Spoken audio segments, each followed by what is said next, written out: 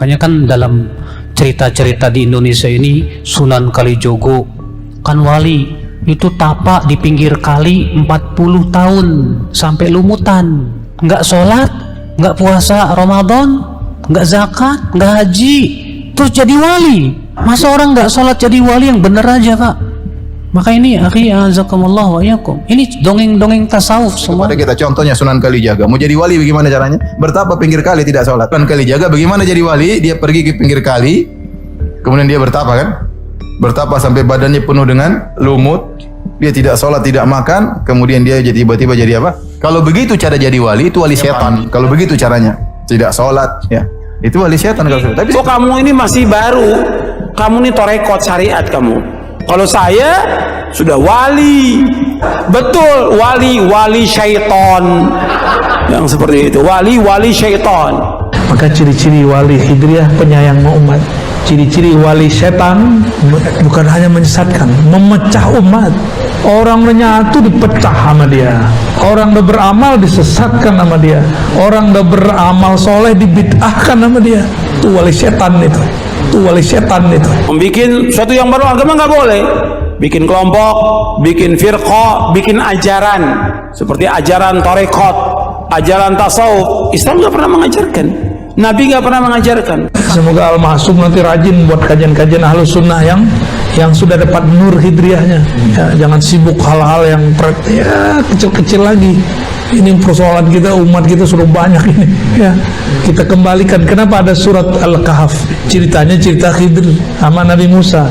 Itu kita praktekin sekarang. Kemudian dibagi lagi.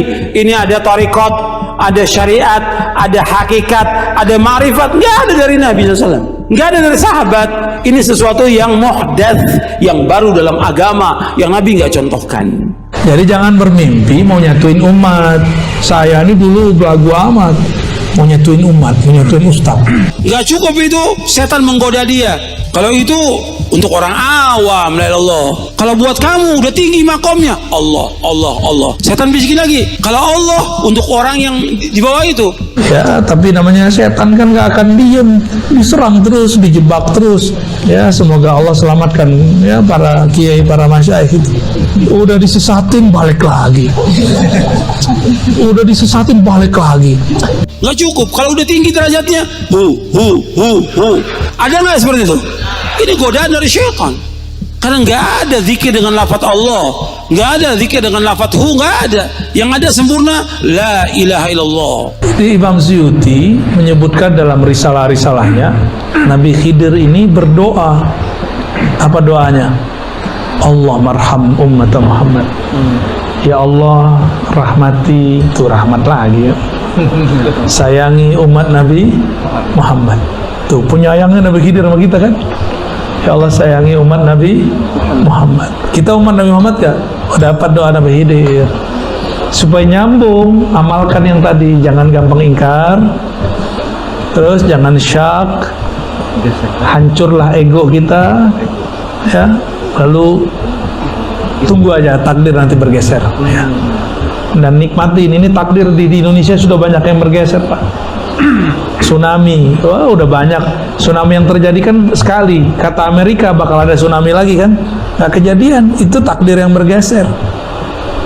Takdir yang digeser sama Allah itu. Kalau nggak ada wali hidriyah di sini lewat kita. Itu Allah marham ummata Muhammad. Maka ciri-ciri wali hidriyah penyayang umat. Ciri-ciri wali setan menyesatkan orang. Bukan hanya menyesatkan, memecah umat. Orang menyatu dipecah sama dia. Orang udah beramal disesatkan sama dia. Orang udah beramal soleh dibid'ahkan sama dia. Itu wali setan itu, bukan wali hidriyah itu ya. Dan tambah banyak, ini nggak akan tambah sedikit ya. Semoga Al-Ma'sum nanti rajin buat kajian-kajian Ahlus Sunnah yang sudah dapat nur hidriyahnya ya. Jangan sibuk hal-hal yang kecil-kecil lagi. Ini persoalan kita, umat kita sudah banyak ini ya. Kita kembalikan. Kenapa ada surat Al-Kahf? Ceritanya cerita Khidir sama Nabi Musa. Itu kita praktekin sekarang ya. Allah marham ummat Muhammad. Apa lagi? Allahumma aslih umat Muhammad. Ya Allah, islahlah umat Muhammad. Disatukan nggak mungkin, diislah mungkin. Jadi jangan bermimpi mau nyatuin umat. Saya ini dulu belagu amat, mau nyatuin umat, mau nyatuin ustaz. Ya. Waktu saya masih remaja, ada salah satu mentor kami ingin menyatukan ustaz. Dua ustaz nih, satu LC Tamatan mana, satu LC Tamatan mana. Kalau saya masih LC Ciputat. Ya. Si mentor kita ini ingin mengislah dai-dai, ustad-ustad, maka dia undanglah makan bersama di rumahnya. Apa kata LC yang satu? Kalau ada dia, gue nggak hadir. Kata yang kedua, kalau ada ustad PA itu, saya nggak hadir.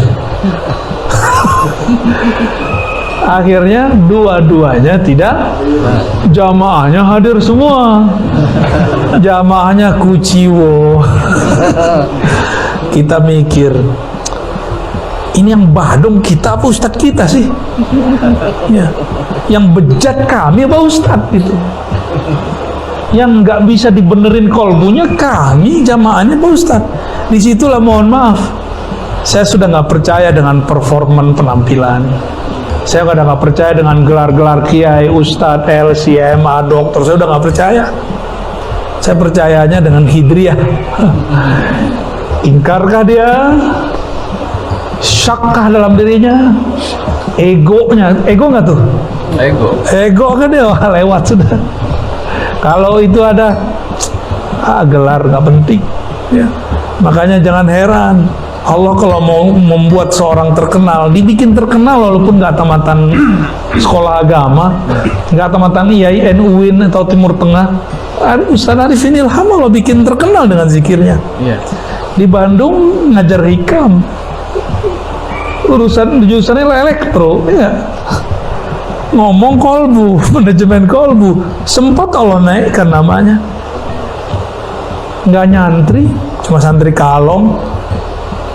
Yang dokter-dokter di UIN kemana? IAIN kemana? Dokter Azhar mana? Lewat sama popularitas dia, karena dia berbicara rahmat. Ya, tapi namanya setan kan gak akan diem, diserang terus, dijebak terus. Ya, semoga Allah selamatkan ya para kiai, para masyaikh itu. Ya. Gak akan dibiarin, gak akan dibiarin selamat. Saya ngomong begini gak akan dibiarin diam. Antum dengerin begitu. Oh, setannya banyak tuh ngencingin telinganya tadi pagi tuh. Untung sebelum tidur niat, ya Allah saya mau ngaji. Akhirnya kencingnya nggak masuk ke dalam. Kan begitu kata Nabi. Orang yang nggak bangun subuh itu setan ya bulu ala udunai. Kencing, bahasa kasar banget ya. Emang begitu sih ya. Buang air kecil kencing di telinga. Sehingga kita nggak. Jadi setan itu sampai sekarang masih berbuat seperti itu. Ada kencing, ada makan, ada kawin dia. Stres juga dia, rokok juga dia tuh. Stres gua. Udah disesatin balik lagi.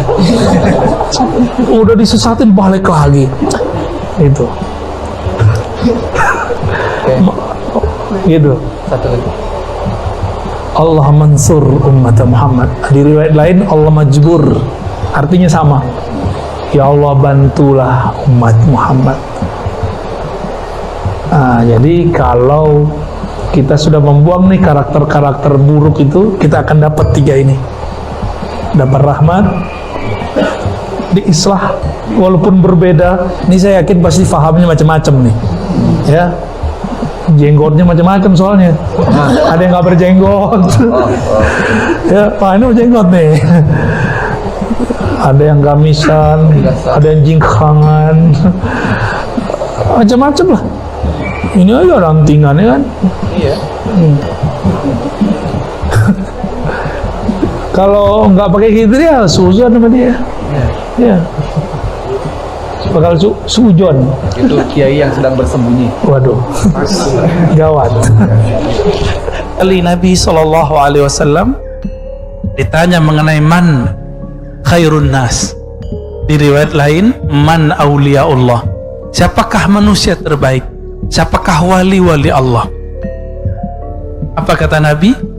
Yang orang-orang yang jika engkau pandang mereka, memandang mereka, memandangnya membuat kita teringat Allah Subhanahu wa taala. Berkumpul dengan mereka, berkalam-kalam dengan mereka, membuat hati kita terarah menuju Allah Subhanahu wa taala.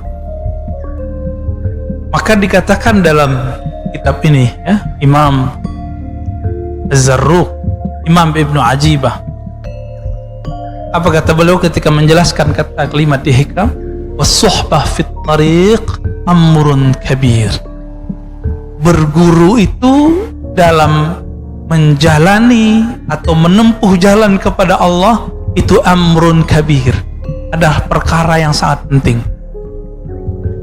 Kita kenapa milih anak untuk masuk sekolah A, sekolah B, padahal kurikulumnya sama? Karena kiainya, karena gurunya, karena ustadznya. Bener nggak? Kita mau bayar mahal cuma karena di sini ada sistem yang bagus, gurunya disiplin.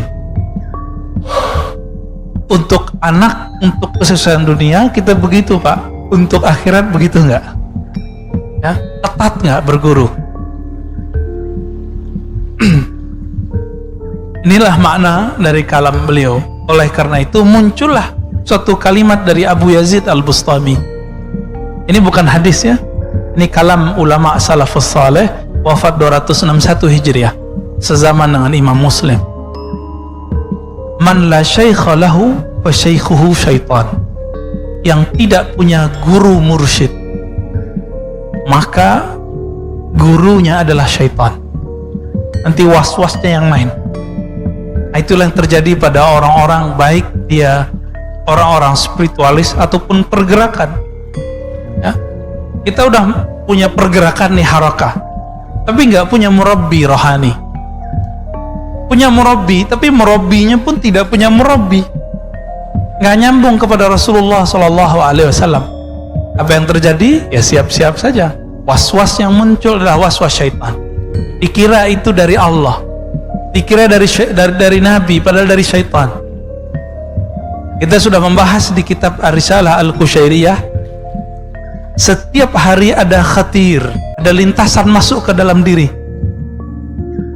Ada berapa banyak lintasan masuk ke dalam diri kita?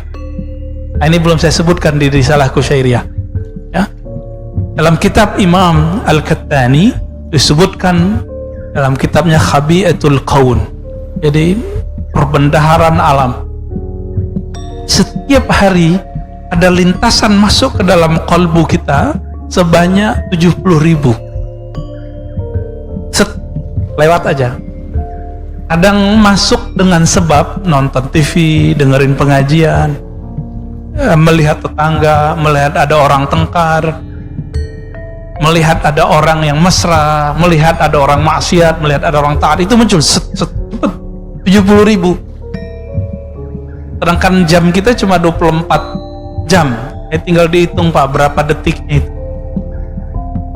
70.000 masuk setiap hari. Kalau itu tidak dibarengi dengan cahaya kalbu, maka lintasan ini belum tentu dari Allah. Jika lintasan itu dari Allah, ciri-cirinya bertambah ma'rifatnya kepada Allah, dia mengenal Allah lebih banyak. Nomor 2, jika itu berisi perintah kebaikan, maka dia dari malaikat. Jika itu bersumber dari diri kita, biasanya tumbuh syahwat. Jika bersumber dari syaitan, dari iblis, maka yang terjadi apa? Bertambah syak dan was-was, bertambah sombong. Ini tadi saya cerita tentang Nabi Adam. Nabi Adam yang goda siapa? Bukan setan Pak, langsung engkongnya. Siapa? Iblis. Namanya siapa tadi? Azazil. Bahasa Arabnya Harith. Tolong diingat. Setan ini setiap hari ngirim tentaranya sekitar 70.000 kepada orang-orang. Ini disebut bayangan-bayangannya atau tentara-tentaranya. Di Quran disebut junud. Tentara Allah, tentara setan. Ada dua. Jadi si Azazil ini, Bapak harus tahu, Azazil ini dulu bertirakat di surga sampai dia dekat kepada Allah dan memandang Allah, berkalam-kalam dengan Allah. Maka si iblis punya ma'rifatullah. Hati-hati. Si iblis punya ilmu ma'rifat, Pak. Iblis ini punya ilmu bagaimana cara menceritakan tentang Allah. Si iblis ini kemudian mempunyai 70.000 prajurit ring 1. Ini ring 1 kita sebut nih, 70.000. Ini ring 1 ini Bapak Ibu yang melakukan Allah. Jika Azazil tugasnya menggoda para nabi, maka ring 1 ini tugasnya ngapain? Menggoda para wali. Jadi wali-wali Allah itu dikirimin kepada mereka kalam-kalam yang dulu didapat oleh Azazil waktu dia bertirakat di surga. Hati-hati Pak, ya. Jadi tidak semua kalam-kalam rohani yang didapat oleh seseorang, meskipun itu tentang Allah, itu semuanya dari Allah. Siapa tahu dari iblis. Tapi yang dikatakan iblis benar nggak? Jika itu tentang bab hakikat, dia benar. Nih, coba kita bilangin, kita kasih tahu, iblis pun nggak berani berbohong tentang hakikat, Pak. Nggak berani bohong. Jadi kalau dia cerita tentang keesaan Allah, keindahan Allah, itu dia nggak berani bohong. Maka ketika si tentara-tentara iblis ini, ring 1 ini turun kepada para wali, kalam yang didapat wali jika dia dapat ilham, itu persis sama seperti yang didapat dengan iblis, persis sama. Kalau enggak, mana mungkin Nabi Adam bisa terpedaya? Mana mungkin seorang Barsisa itu bisa tergelincir? Enggak mungkin. Terus bagaimana caranya? Makanya kalimat belakang dari teks ini, wala yadulluka 'alallahi maqaluh, tidak mengajarkan kepada Allah tentang Allah kalamnya. Tentang Allah itu dibagi 4. Untuk fisik namanya hukum syariat. Untuk nafsiyah kita, jiwa kita namanya thariqah. Untuk pemahaman kita namanya haqiqah. Untuk keilmuan kita disebut dengan ma'rifah. Ini pembagian begini ulama kita yang bagi, Pak. Ya.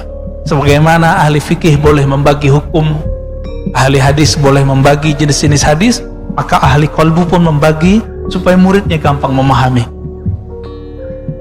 Bagaimana? Kenapa saya sebut 4 tadi? Syariah, thariqah, apa tadi? Haqiqah, hakikat, ma'rifat.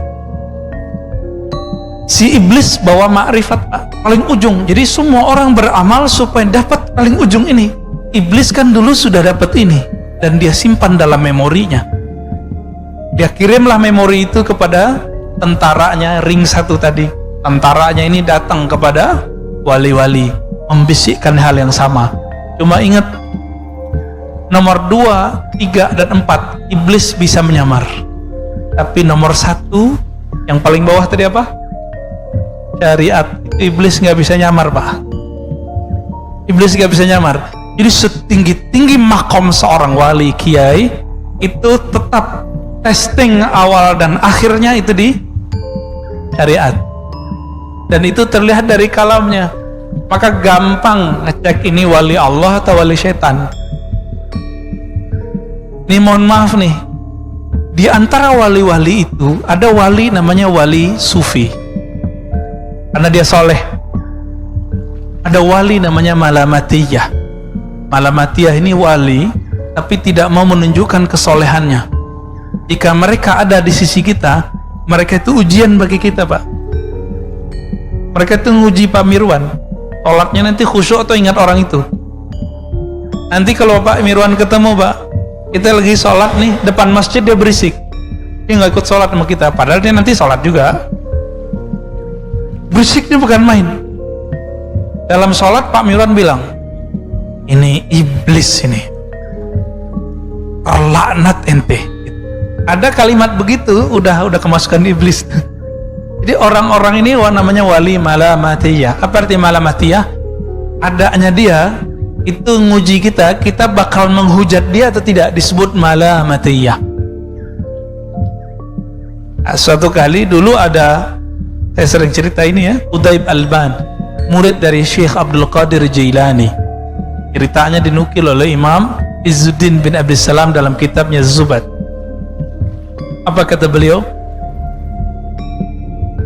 Suatu kali Qutaib Alban, di saat orang sholat di masjid, seorang qadi agung telah memimpin sholat. Tapi Qutaib Alban ini mirip-mirip kayak wali majzub. Siapa contohnya ya? Habib Syekhon lah ya. Bikin berisik di luar. Maka terganggulah orang dalam masjid. Hampir semua terganggu. Selesai sholat belum zikir, Assalamualaikum, Assalamualaikum, langsung orang ini berdiri, si imam ini, dan dia menerobos soft, sekedar ingin jambangin, ingin kasih pengajaran kepada orang yang berisik di depan masjid. Apa kata si hakim yang jadi imam ini? Wahai musuh Allah. Wah, kalimatnya langsung begitu. Hati-hati Pak, ini ciri-ciri orang nggak lolos kalau kena uji wali yang level 2. Kalau sama wali level 1 kebanyakan kita bener. Ya bener, dia soleh, pakai serban, pakai gamis, pakai sajadah, pakai tasbih, kita gampang tahu. Tapi kalau wali level 2 ini, kita susah mengenalnya. Dikata-katai lah ya oleh si imam ini. Jadi imam ini, apa yang dia kata-katai dalam sholatnya, itu keluar semua. Ya Qutaib Alban senyum aja. Akhirnya Qutaib mengatakan, wahai Tuan Hakim, Tuan Qadi, Tuan Imam, semua gelarnya disebut. Apakah engkau mengetahui semua ilmu Allah? Apa jawaban dia? Enggak. Tahukah engkau wahai Tuan Qadi, Tuan Hakim, akulah ilmu yang Allah engkau tidak tahu itu. Bingung dia. Baru situ Pak dia kemudian melepaskan orang ini. Baru dia sadar, oh iya juga ya, lagi sholat kita terganggu nggak sama orang begitu ya. Ini kejadian juga Pak waktu saya lagi khutbah di komplek tadi sono, orang lagi bangun di depan masjid, lagi khutbah, lagi sholat, datang truk dari tadi, dia nggak datang. Pas kita lagi sholat, dia turunin tuh pasir. Orang nurunin pasir berisik nggak Pak? Kelas masjidnya belum ditutup seperti ini, masih kebuka separuh. Berisiknya bukan main. Kayak jadi imam. Ya dalam hati kita, waduh ternyata Qutaib Alban zaman baru kang pasir Pak. Habis sholat itu muazzinnya ngutuk-ngutuk, siapa tuh orang terlaknat yang ganggu kita sholat. Persis kalamnya seperti itu. Ini wali malamatiyah ini. Dia datang nguji kita. Tapi ada wali yang ketiga, wali setan. Ya, wali setan, hati-hati Pak. Alamnya ma'rifat. Diuji sedikit dengan syariat, dia mulai menghindari. Wali itu kalau seandainya, nih mohon maaf, seandainya Bapak Ibu ketemu dia tidak sholat, belum tentu dia nggak sholat. Kalau wali bener ya, kita ketemu dia kelihatan nggak sholat sama kita, itu belum tentu dia nggak sholat Pak. Gimana maksudnya? Ini seperti Qutaib Alban tadi. Masih ingat kisah Uwais Al-Qarni yang tidak sempat pergi haji, lalu semua bekalnya dia kasih ke temannya. Ketika temannya pulang, temannya mengatakan apa? Selamat ya ente haji mabrur. Jadi temannya menyaksikan bahwa dia tawaf di Masjidil Haram. Apa itu Pak? Jadi wali-wali Allah ini salah satu khususan mereka, Allah buat diri mereka bisa mecah. Entah malaikatkah nanti yang jadi wakilkan. Ini bukan khurafat Pak, kita sudah banyak kitabnya ya. Dan zaman ini juga ada. Nggak usah jauh-jauh. Saya punya teman baru belajar sholawat, kangen Raudhah. temennya lagi di raudhah saudaranya. Apa kata dia? Loh, kok ada saudaraku di raudhah? Pulang-pulang dia tanya, ente kemarin umroh ya? Enggak, saya di Jakarta gitu. Jadi dia menyaksikan temannya yang sedang berselawat di raudhah padahal temannya lagi di Jakarta. Itu kejadian Pak, teman saya. Ya, orangnya masih hidup, orang biasa, apalagi wali Allah yang agung. Cuma ini jangan jadi alasan juga Jumatan di Mekah. Ini jam Jumatannya beda. Kita Jumatan di sini, sono belum Jumatan. Ya, itu nggak alasan juga ya. Hanya wali-wali tertentu yang boleh kita sebut dia Jumatan di sono.